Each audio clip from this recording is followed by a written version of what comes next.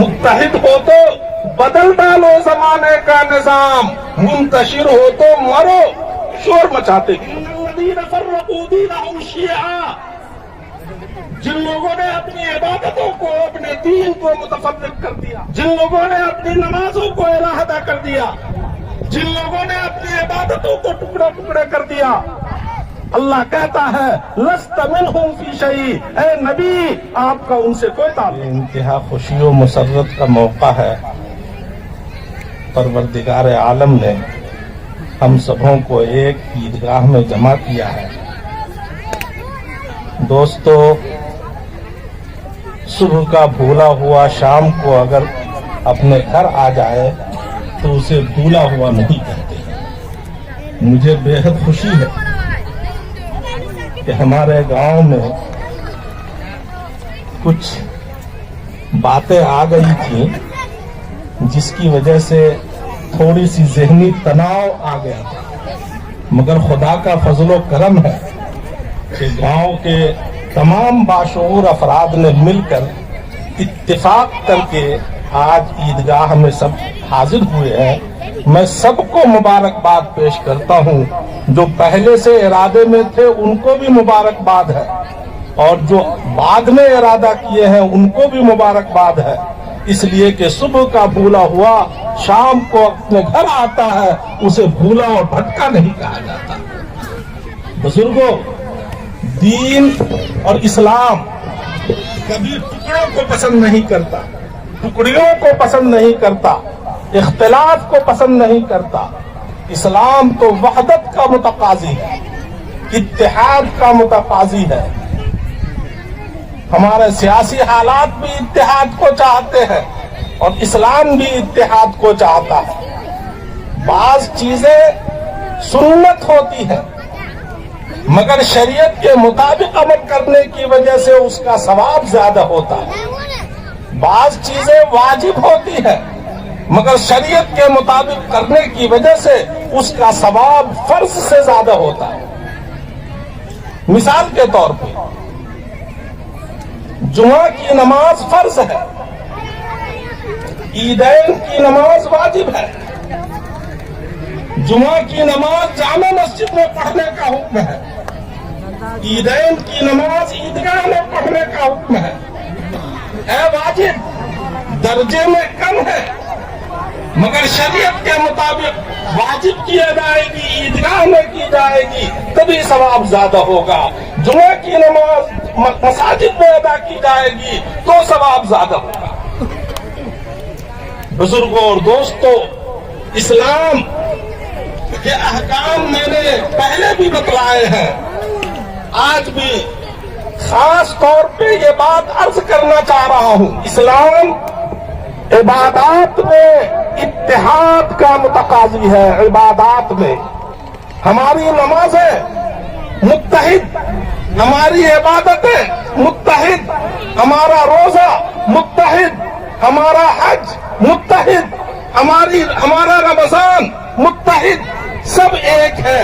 اگر اللہ چاہتا تو ہر علاقے والوں کے لیے الگ الگ روزے کا موسم دے دیتا، اگر اللہ چاہتا ہر علاقے والوں کے لیے حج کا موسم الگ الگ کر دیتا، اگر اللہ چاہتا تو ہر قوم کے لیے الگ الگ عبادتیں رکھ دیتا، مگر اللہ کی منشا یہی ہے، ہماری شریعت کا مقصد یہی ہے کہ پورے مسلمان ایک جٹ ہو کر اللہ کے حضور سر نیاز خم کریں۔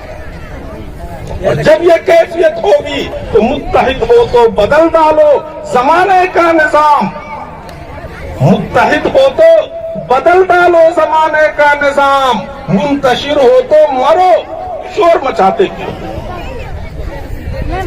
ان الذین فرقوا دینہم شیعا، جن لوگوں نے اپنی عبادتوں کو، اپنے دین کو متفرق کر دیا، جن لوگوں نے اپنی نمازوں کو علیحدہ کر دیا، جن لوگوں نے اپنی عبادتوں کو ٹکڑے ٹکڑے کر دیا، اللہ کہتا ہے لست منہم فی شیء، اے نبی آپ کا ان سے کوئی تعلق نہیں۔ قرآن پاک کہتا ہے وَلَا تَكُونُوا مِنَ الْمُشْرِكِينَ مِنَ الَّذِينَ فَرَّقُوا دِينَهُمْ وَكَانُوا شِيَعًا، کل حزب بما لدیہم فرحون، کہ جو لوگ اپنی عبادتوں کو ٹکڑے ٹکڑے کرتے ہیں، سن لیں کہ ہر قبیلہ، ہر فرقہ اپنے اپنی چیزوں پہ یقیناً خوش ہوگا، مگر اسلام کے خلاف ہے یہ۔ اس لیے میں تو سب سے پہلے اپنے دوستوں کو، اپنے بھائیوں کو اور پورے گاؤں کے دونوں پار والوں کو دل اتفاق مبارکباد پیش کرتا ہوں۔ خدا کرے کہ آپ کا یہ اتفاق ہمیشہ قائم و دائم رہے۔ اس اتفاق کے قائم کرنے کے لیے میرے ذہن میں ایک بات تھی، گر قبول افتز ہے عز و شرف، یہ میری اپنی طرف سے بات ہے۔ مطلب یہ ہے کہ اپنی گاؤں میں 4-5 مساجد ہے نا، ہر مسجد کی کوئی نہ کوئی کمیٹی ہے، جامع مسجد کی کمیٹی ہے، نوری مسجد کی کمیٹی ہے، جس انداز کی بھی کمیٹی ہے، لیکن ہے کمیٹی۔ میرے خیال سے عیدگاہ کی کوئی کمیٹی نہیں۔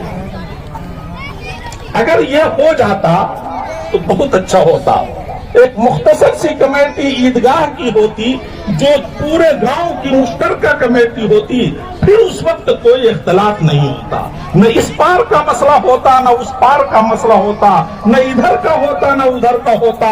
اگر کوئی فیصلہ ہوتا تو کمیٹی فیصلہ کرتی، اور کمیٹی کا جو امام ہے، امام سے مل کر فیصلہ ہوتا۔ اس طریقے سے اتفاق اور اتحاد کی ایک نئی ہوا چلتی۔ کاش یہ چیز قائم ہو جائے۔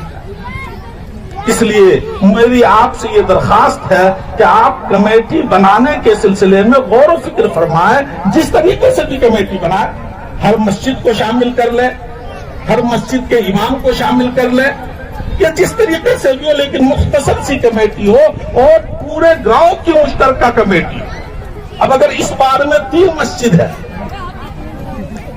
اور اس پار میں 1 مسجد ہے، مگر آبادی اس پار میں زیادہ ہے، مخلصین اس پار کے زیادہ ہیں، محبین اس پار کے زیادہ ہیں، وہاں کے مسلمانوں کی دینی حمیت اور ان کی غیرت، ان کی غیوریت ہم نے اپنی آنکھوں سے دیکھا ہے۔ اس لیے اس کمیٹی میں اس پار والوں کا زیادہ سے زیادہ حصہ دیجیے اور کمیٹی بنائیے، تاکہ ہمارا اتحاد اور اتفاق زیادہ دیر تک قائم رہ سکے۔ اللہ پاک ہمیں سننے سنانے سے زیادہ عمل کی توفیق نصیب فرمائے۔ 8 بجے کا ٹائم ہے۔